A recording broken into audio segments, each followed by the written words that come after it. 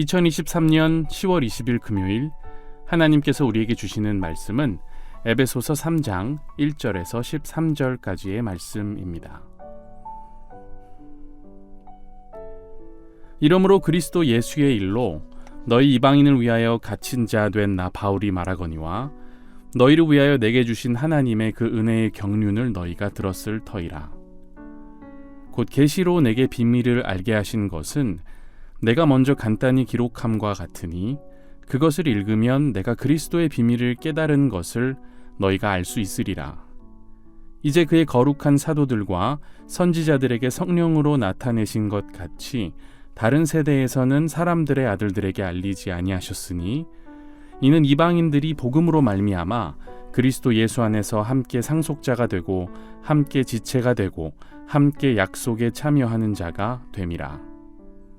이 복음을 위하여 그의 능력이 역사하시는 대로 내게 주신 하나님의 은혜의 선물을 따라 내가 일꾼이 되었노라. 모든 성도 중에 지극히 작은 자보다 더 작은 나에게 이 은혜를 주신 것은 측량할 수 없는 그리스도의 풍성함을 이방인에게 전하게 하시고 영원부터 만물을 창조하신 하나님 속에 감추어졌던 비밀의 경륜이 어떠한 것을 드러내게 하려 하심이라. 이는 이제 교회로 말미암아 하늘에 있는 통치자들과 권세들에게 하나님의 각종 지혜를 알게 하려 하심이니 곧 영원부터 우리 주 그리스도 예수 안에서 예정하신 뜻대로 하신 것이라. 우리가 그 안에서 그를 믿음으로 말미암아 담대함과 확신을 가지고 하나님께 나아감을 얻느니라. 그러므로 너희에게 구하노니 너희를 위한 나의 여러 환난에 대하여 낙심하지 말라. 이는 너희의 영광이니라. 오늘 본문 1절을 보면 바울이 자기 자신을 그리스도 예수의 일로 이방인을 위해 갇힌 자라고 소개합니다. 세상의 관점에서 볼 때 그는 지금 수감자이죠. 하지만 하나님 나라 관점에서, 복음의 관점에서 보면 그는 이방인에게 복음을 전하기 위한 사역을 하던 중 갇힌 것이기 때문에 부끄럽거나 억울한 감정보다는 오히려 떳떳하고 담대합니다. 그런데 참 그런 것 같아요. 믿음으로 사는 자들은 이 눈에 보이는 세상이 전부가 아니고 눈에 보이지 않는 영적인 세상을 동시에 바라보며 살기 때문에 남다른 부분이 있을 수밖에 없죠.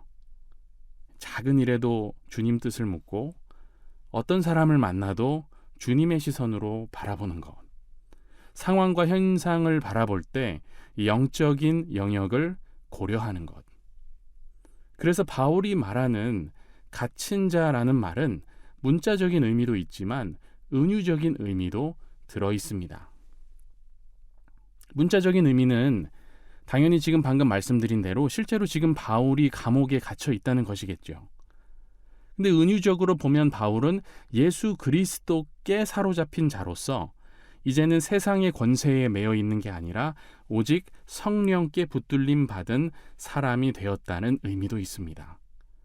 그러니까 사슬에 매인 자 같이 보이나 오히려 주 안에서 그 어느 때보다 자유한 자가 되어 있는 거예요. 바울은 자신이 갇히게 된 이유가 이방인을 위하다가 그렇게 된 거라고 고백하는데 맞는 말입니다. 그가 이방인들 또한 율법의 제한을 받지 않고 하나님의 은혜로 구원을 받는다고 선포했고 이걸 들은 반대자들이 분노하여 바울로 하여금 체포당하게 만든 거니까요. 곧 바울이 투옥됐다는 사실 자체가 그의 정체성, 그가 이방인을 위한 사도적 직분을 하나님께 받았다는 것을 증명하는 것이기도 한 겁니다. 피해갈 수 없는 운명적 행보라고 해야 할까요? 갇히지 않아도 되는데 갇힐 게 뻔한데 바울은 그러한 시스템을 너무나도 잘 알면서도 그 길로 행하는 겁니다. 왜요? 오직 주님의 멍에를 메고자, 오직 주님께만 매인 사람이 되고자 그런 거죠. 2절부터 4절까지의 내용이 바로 그런 내용을 담고 있습니다. 바울이 지금 이방인 성도들에게 편지를 쓰면서 이렇게 말하고 있는 거예요. 여러분을 위해 하나님이 제게 주신 이 은혜의 직분에 대해 여러분은 분명히 들었을 겁니다.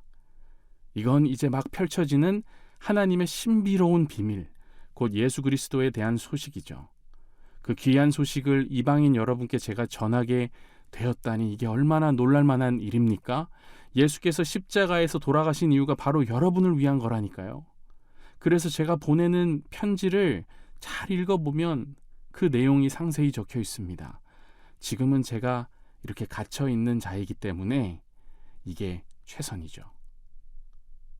바울이 이렇게 말하는 거예요. 그러니까 바울에게는 자신이 당할 고난이 너무 뻔하지만 그 고난보다 자신이 들고 있는 복음이 너무나도 귀한 거예요. 너무 소중한 비밀을 전하는 일에 부르심을 받았기 때문에 그 어떠한 일도 감수할 마음이 있는 거죠. 세상적 기득권을 잃어도, 오해를 받고 모함을 당해도 그에겐 이제 더 소중한 게 있는 겁니다. 5절과 6절에서는 그 계획이 성령님을 통해 그리스도의 거룩한 사도들과 예언자들에게 알려졌으나 아직 이방에는 알려지지 않았었고 이제야 그 문이 본격적으로 열리는 거라고 얘기하고 있습니다. 그러니까 숨겨졌던 비밀인데 이제는 하나님의 큰 그림 안에서 이방인들도 이 기쁜 소식을 통해 그리스도 예수 안에서 유대인과 함께 상속자가 되고 함께 지체가 되고 함께 하나님이 약속하신 것을 받는다고 말하고 있죠. 그러니까 함께라는 표현이 6절에서만 3번 나옵니다. 그런데요, 여러분, 에베소서의 대주제가 사실 함께하는 것, 하나 되는 것입니다. 바로 직전에 읽은 2장만 봐도 그 주제가 명확히 드러나죠. 서로 나뉜 두 그룹의 사람들이 예수로 인해 손을 잡게 되는 장면을 묘사하고 있습니다. 스스로를 인사이더라고 여겼던 유대인들과 이 할례를 받지 않았던 아웃사이더 비유대인들 사이에 예수께서 어떻게 하십니까? 십자가를 놓으심으로써 원수된 것 곧 중간에 막힌 담을 자기 육체로 허시고 그들을 하나로 만드신 이야기를 바울이 전하는 거예요. 두 그룹 사이에 놓인 적대감을 무너뜨리신 거죠. 근데 대화가 거기서 끝나는 게 아닙니다. 그래, 화해했으니까 이제 또 서먹서먹 하겠지만 뭐 잘 지내봐 하고 흐지부지 끝나는 대화가 아니라 바울은 쐐기를 박는 거예요. 더 나아가 둘이 한 성령 안에서 아버지께 나아가는 것까지 푸시를 합니다.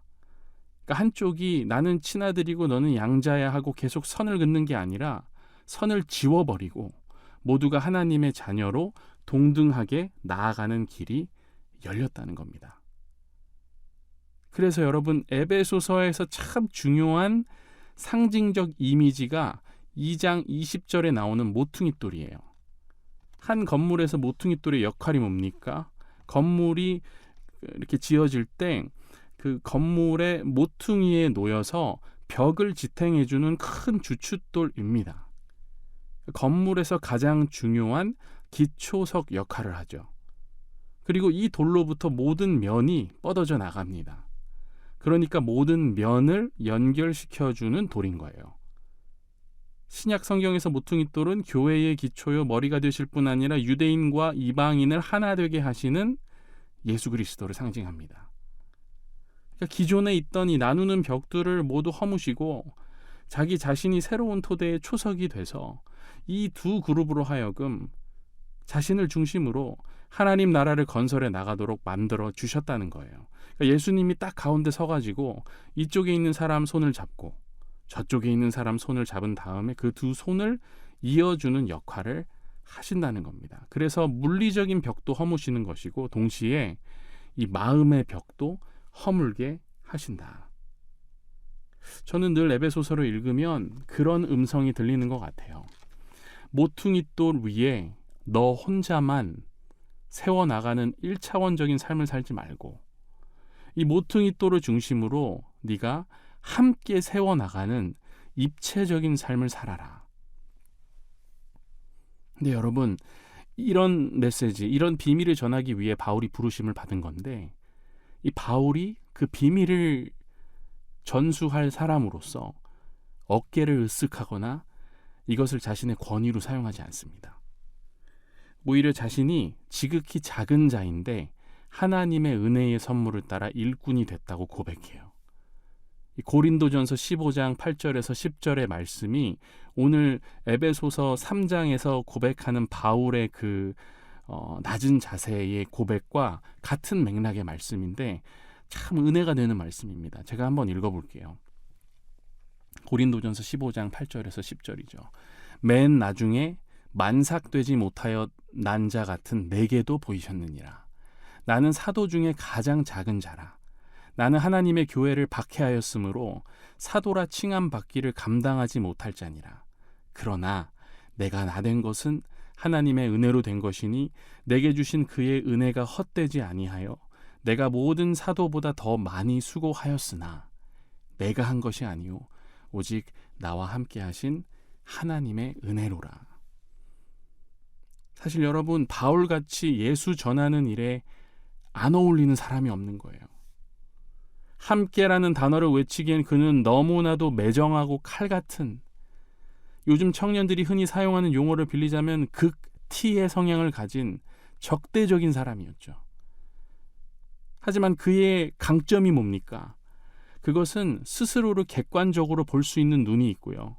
하나님 앞에서 정직하게 뉘우치고 자신을 낮출 줄 아는 자세, 그리고 자신이 믿는 것에 있어서는 끝장을 보는 치밀한 열정이라고 할 수 있겠습니다. 주님은 그런 바울을 통해 선교의 문을 여시는 겁니다. 작은 자에게 큰 사명을 주시고 여러 지역을 돌아다니며 교회의 모퉁이돌을 굳건히 세우는 일에 쓰임받는 바울. 그가 감당했던 사명은 오늘 우리에게도 허락하신 사명이죠. 오늘은 이 말씀을 묵상하면서 주님께서 나를 어떻게 불러주셨고 또 어떻게 사용하기를 원하시는지 함께 깊이 있게 기도하면서 묵상해보는 시간이 있기를 기도합니다. 하나님 앞에서 작은 우리이지만 작고 힘없는 자를 들어 놀라운 하나님의 영광을 드러내시는 역사를 맛보는 하루, 또 그러한 우리의 인생들이 되기를 축복합니다. 기도하겠습니다.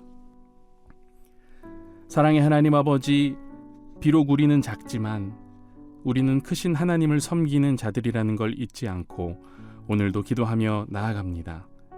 복음을 전하는 하루, 복음의 능력을 체험하는 하루 되게 하시고 어떤 상황을 만나든 누구를 만나든 우리가 영적인 안목을 갖고 세상을 바라보게 하옵소서.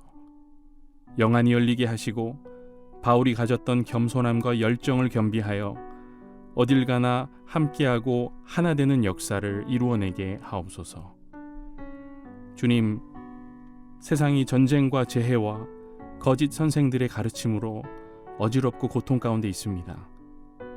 우리의 중보자 되시고 교회의 머리 되시는 예수여, 이럴 때일수록 주님의 몸된 교회로 하여금 더욱 기도하게 하시고 우리를 지체로 부르셨사오니 필요에 따라 우리 각 사람을 사용하시고 우리의 손과 발을 민첩하게 사용하여 주옵소서. 세속적 흐름에 역행하는 교회가 되게 하시며 초대교회의 뜨거움과 종교개혁 시대의 개혁정신을 갖고 변혁적 사명을 감당하는 교회들 되게 하옵소서. 이를 위해 연동교회에 세우신 위임 목사님의 영육을 강건케 하시며 함께 동역하는 부교역자분들, 교회의 리더십과 재직분들과 직원분들이 한마음 한뜻으로 맡겨주신 사명을 잘 감당하도록 인도하여 주옵소서. 더 나아가 주님, 우리에게 허락하신 이웃들이 있습니다. 가까운 이웃들부터 먼 이웃들을 만나고 대하는 우리의 일상에서 제자로 부르신 사명을 잘 감당하게 하시고 특별히 북녘 땅에 있는 우리의 형제 자매들을 기도로 더욱 품으며 병들고 분단된 이 땅의 치유와 회복과 연합의 역사를 위해 우리를 사용해 주옵소서. 더불어 오늘도 세계 곳곳에서 복음 사역을 감당하고 있는 선교사님들에게 일용할 양식과 신령한 복을 허락해 주시고 수고하며 전하는 복음을 통해 많은 백성이 주님께 돌아오는 은혜 넘치는 사역들 되게 하옵소서. 감사드리며 이 모든 것 우리 주 예수 그리스도의 이름으로 간절히 기도합니다. 아멘.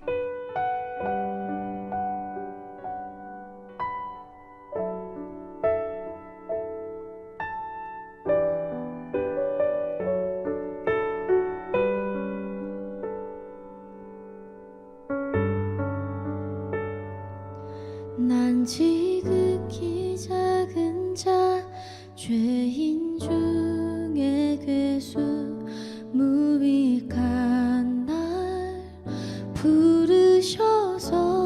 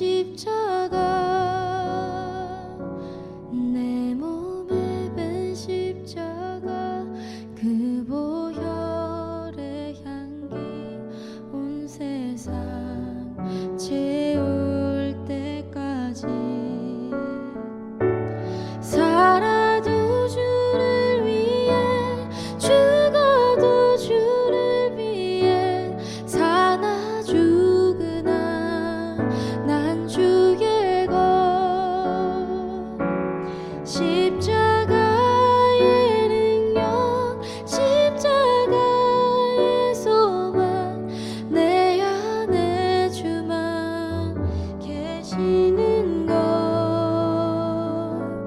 난 지극히 작은 자 죄인 중에 괴수 무익한 날 부르셔서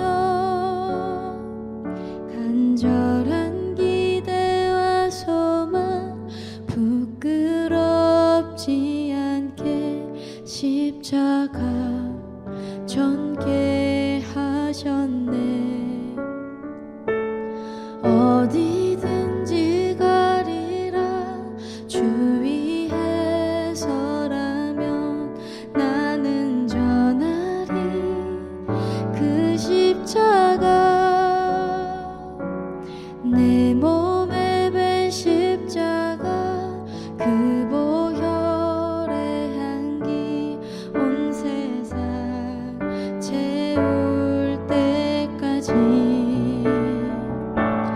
살아도 주를 위해 죽어도 주를 위해 사나 죽으나 난 주의 것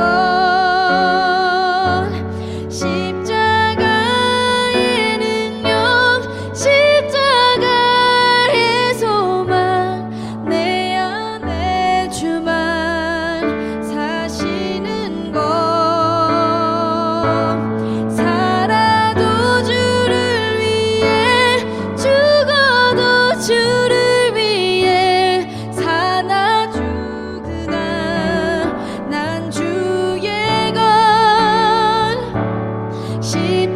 십자가의 능력 십자가의 소망 내 안에 주만 사시는 것